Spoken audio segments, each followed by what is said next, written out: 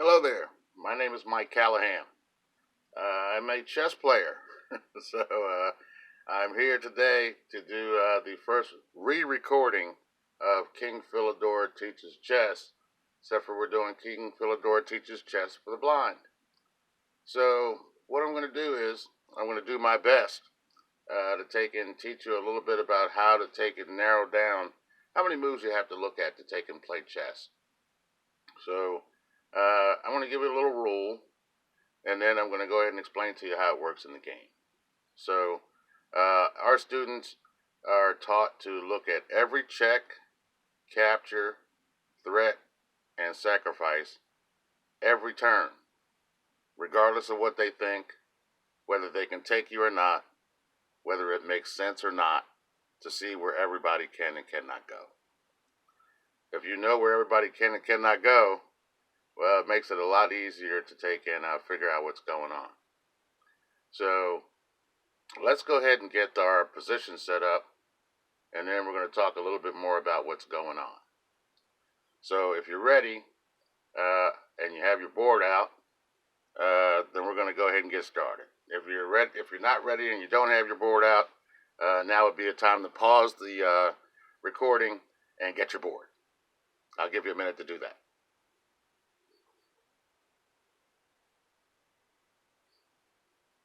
Okay, now that we're all ready to go, all right, let's go ahead and set it up. The first thing we need to do is put the king out. The king goes on G1. That is G1. Then on the last row, we also have a rook on D1, and we have a rook on A1. So for the first row, we have a king on G1, a rook on D1, and a rook on A1. On the second rank, we have a pawn on G2, a pawn on C2, and a pawn on B2. So again, for the second rank, we have a pawn on G2, we have a pawn on C2, and we have a pawn on B2. And of course, you can stop and rewind as much as you need to, since this is a recording, in order to be able to catch up with me. But I'll try to go at a good pace. All right, for the third rank, we have a pawn on F3, we have a knight on C3, and we have a knight on B3. Again, for the third rank, we have a pawn on F3, a knight on C3, and a knight on B3. Yes, of course, I'm talking about the white pieces. Okay. For the fourth rank, we have a pawn on E4. We have a bishop on C4. Again, for the fourth rank, we have a pawn on E4 and a bishop on C4. All right. For the fifth rank, we have a pawn on A5. For the fifth rank, we have a pawn on A5. On the sixth rank, there are no white pieces. On the seventh rank, we have a queen on E7. Queen on E7. And we have no white pieces on the eighth rank. Okay, so let's repeat that again. I'll just go through it briefly just so you can double check without having to stop and go through that process. It's king on G1, rook on D1, rook on A1, pawn on G2, pawn on C2, pawn on B2, pawn on F3, knight on C3, knight on B3, pawn on E4, bishop on C4, pawn on A5, and queen on E7. Now we're going to go ahead and do the black pieces. Okay, so we have a bishop on C8 and a rook on H8. Again, for the eighth rank, we have a bishop on C8 and a rook on H8. Now coming to the seventh rank, we have a pawn on B7, a pawn on F7, and a king on G7. Again, for the 7th rank, we have a pawn on B7, a pawn on F7, and a king on G7. For the 6th rank, we have a pawn on C6, we have a knight on F6, and a queen on H6. A pawn on C6, a knight on F6, and a queen on H6. On the 5th rank, we have a pawn on G5. On the 4th rank, we have a knight on F4. So if you got the whole board together, right now you're noticing that black is down a piece and 2 pawns. White's last move was queen on E5 takes a bishop on E7, and it's now black's turn. So what I'm going to ask you to do is I'm going to ask you to take and tell me how many different ways the black team can put the white king in check. How many different ways can the black team of pieces put the white king in check? And remember, it's based on our rule. It's regardless of what you think, whether it makes sense or not, whether they can take you or not, because we're trying to find out where everybody can and cannot go. So pause the recording, take a minute or two to see if you can see how many checks there are, and when you're ready to continue, then go ahead and restart.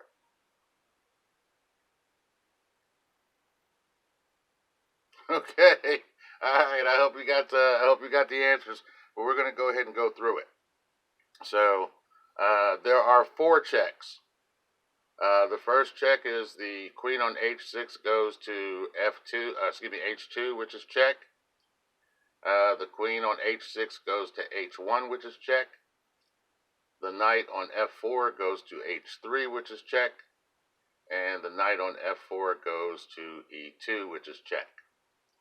So we have 4 checks in the position. So now that you know how many checks there are, now you have to decide which one to use. And the primary method is you got to look a move and a half. So you have to take and go, okay, I check you, you take me, now what? You can't go, check, you take me, never mind, it doesn't make any sense, he's just going to take me. No. It doesn't, remember, as soon as you say it doesn't make any sense, you're breaking the rule. You're supposed to look and see where everybody can and cannot go. They may take you, but they may not have been able to take you. And this is where you start taking and finding ways to punish people.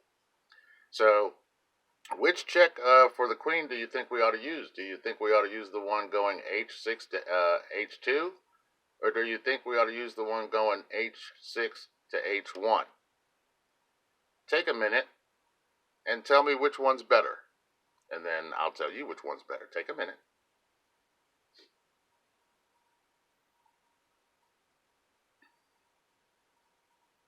All right, if you're getting the answers wrong now, remember you got to start taking that minute. You can't just wait for me to go ahead and start right back up. The correct answer is H6 to H2. And the reason is when you start to attack your opponent, the first thing they're going to do is panic. And when they panic, they make what? That's right, mistakes. So if you play H6 to H1, your opponent is forced to go to F2. If you play H6 to H2, your opponent has a choice of going king to G1, from king at G1 to F1, or king at G1 to F2. If they make the mistake of going G1 to F1, now you play H2 to G2 check. They play F1 to E1. You play H8 to H1 check. They play C4 to F1. You play H1 to F1, and that's checkmate. So if you had played H6 to H1 to begin this combination, you would have forced your opponent to go to their best square. Anytime you have a move that lets your opponent choose between their best square and a mistake, you're duty bound to let them have that choice. Okay, so we're going to go ahead and move the queen down to H2, and we're going to take and move the king from G1 to F2. Now the thing is when we get to this position, there's literally 47 possibilities.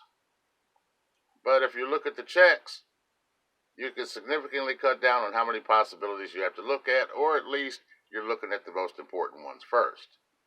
So in this position, now that you understand what we're looking for, how many different ways can the black team of pieces put the white king in check?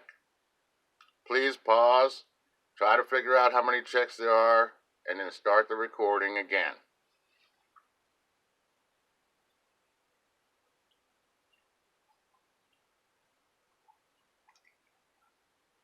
Okay, I hope you paused, because there's no way you should be able to figure out how many checks there were between the time I stopped talking and the time I started talking. So here we go. The easiest way to take and count the checks is to go Q, R, B, and P. In other words, you write down how many checks there are for the queen, then you write down how many checks there are for the rook, then you write down how many checks there are for the bishops, for the knights, for the pawns, and then just add them up. So here, anytime the king and queen are one row apart in any shape, form, or fashion, there's going to be at least 3 to 5 checks. So here we have the queen on H2 can check on H4, G1, G2, and G3. So that's 4 checks for the queen. Then we have the knight on F4 can go to H3 or D3, and both of those are checks. And the knight on F6 can go to either E4 or G4. Now, if you missed the knight on F6, now you're understanding how checks can start to help you start thinking globally instead of thinking locally. Come on, how many of us have gotten burned from a rook that was on H8 coming all the way down to take a bishop that was on G7, or a queen on H8, come all the way down the diagonal and take something, or come all the way across the board, or go all the way across the board sideways. So by looking at the checks, you're going to start getting a global feel for the board. So there are 8 checks. We decided to go ahead and play H2 to G2. And now, of course, we already know the king can't go back to E1, because the last time our queen was on G2 and the king was on E1, we checked him, he brought the bishop back, and we mated him. So now, by knowing where the checks and captures are and where everybody can and cannot go, you're giving yourself even less you have to think about at the board, and having more capabilities to concentrate, more importantly, on what you can do to your opponent, instead of looking at variations that you already figured out. So the king has to go to E3. So once the king goes to E3, using our Q, R, B, and P, and counting the checks for the queen, then the rook, then the bishops, then the knights, then the pawns, how many checks do we have? Please pause the tape and try to figure out how many checks there are.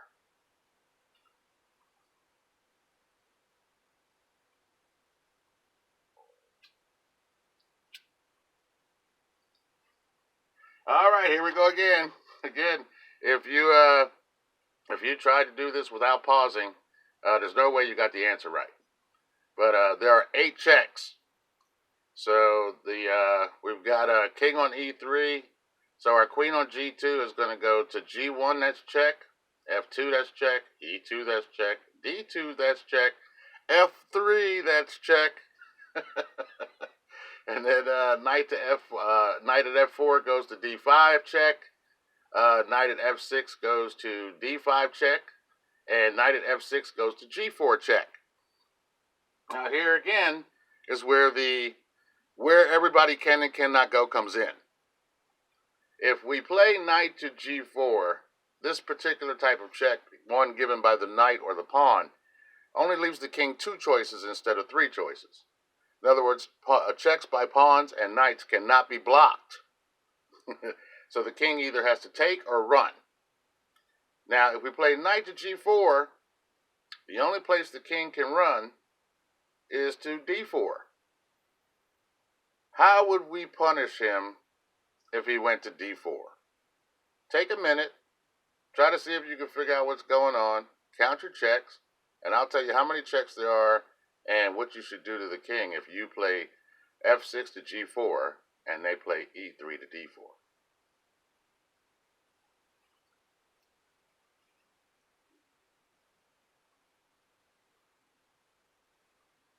All right, all right. You had enough time. Hope you found it. It's pretty easy.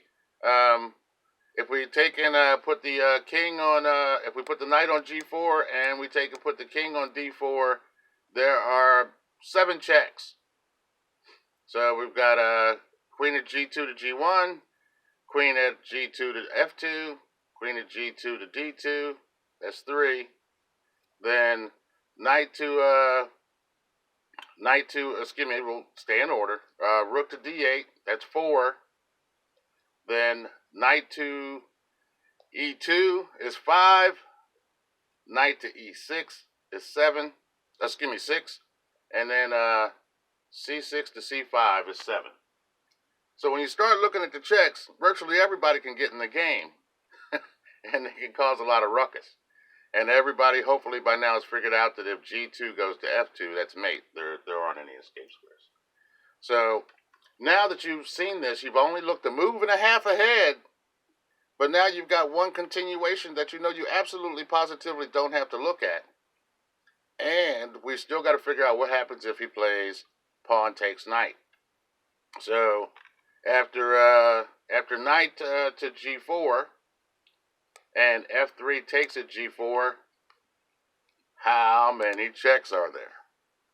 Like I said, pause for a minute, take and do your QRBNP, and then come back on, and let's see if you got the number right.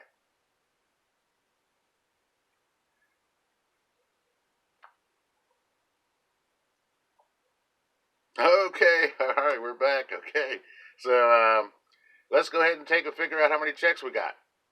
We got the queen of g2 has now really broadened out the area, so that pawn just opened up everything. So we got queen of g2 to g1 is check, and then we still got f2, e2, and d2 are check.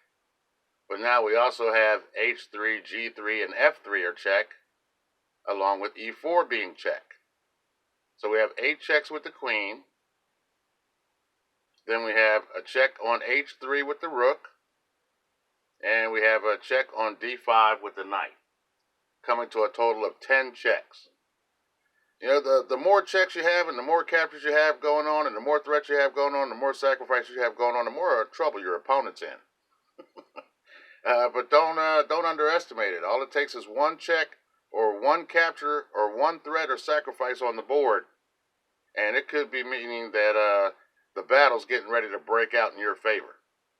So here we played h8 to h3, and that's check. The only place the king can go is up to d4. Pause again. How many checks do we have?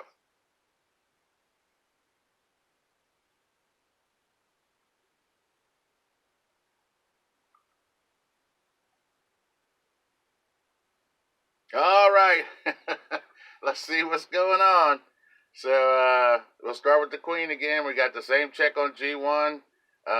We got the queen going from g2 to f2. Then g2 to d2. Then we got g2 to e4. We have h3 to d3.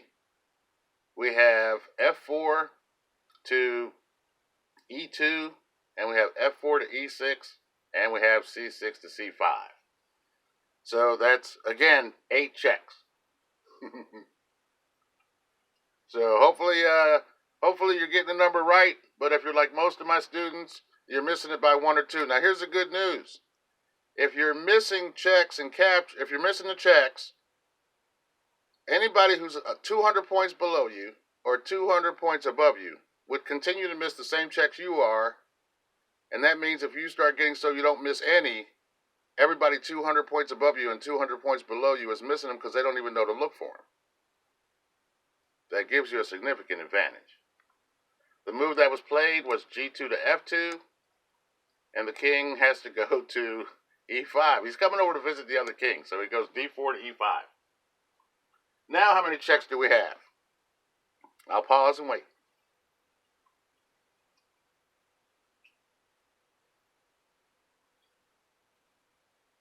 The correct answer was 4.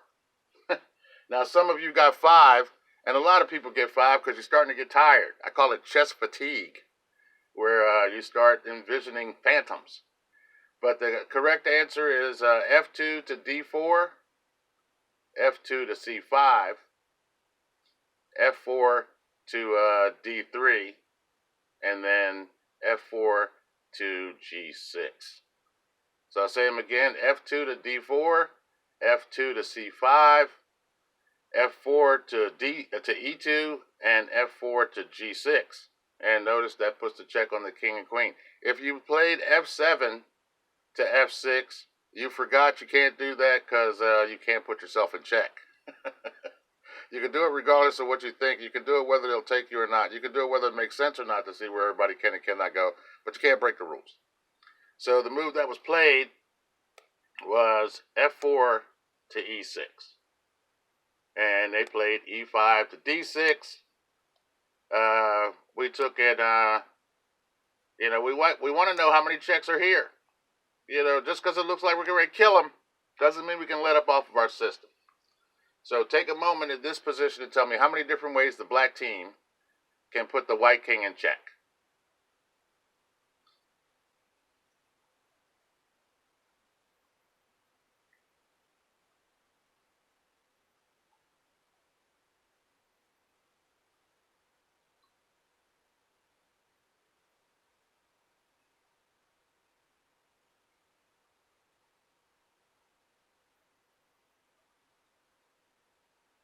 Is everybody back? All right. The correct answer again is 7.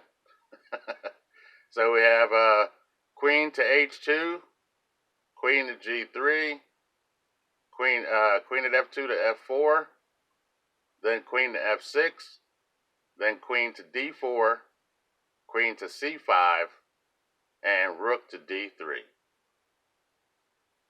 So that's your 7 checks. But we decided to go ahead and take the queen, and they cannot take it back.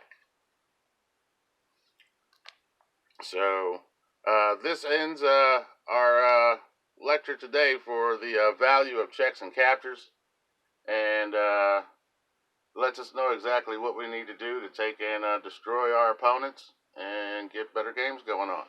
So remember, the first part of the rule is every check, capture, threat, and sacrifice every time, regardless of what you think, whether it makes sense or not, whether they can take you or not, to see where everybody can and cannot go.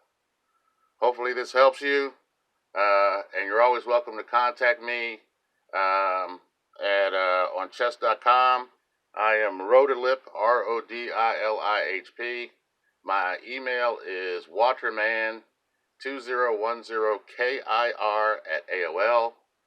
And we're also on Facebook. And then our website is www.richmondchessinitiative.wordpress.com.